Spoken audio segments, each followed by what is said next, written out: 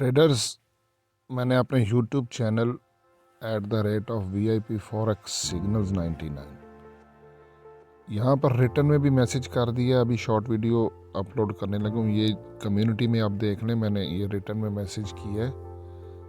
Live forex gold XAU USD trading signal. Currently gold XAU USD is trading around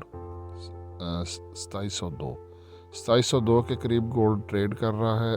आप यहाँ से gold को cell की trade लगा दें और 2707 का आपने SL लगाना। ये 50 पिप्स बन रहा है और TP हमारा आएगा 2692 100 पिप्स को, कि हम जो है ना 1:2 की रेशो के साथ ट्रेडिंग करते हैं।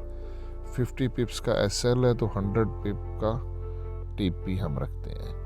तो मैं यहाँ पे रिटर्न में भी लिख देता हूँ 2702 पे है गोल्ड। यहाँ से गोल्ड को सेल कर दें। 2707 आपका SL आएगा और TP आपका 100 पिप आएगा 2692।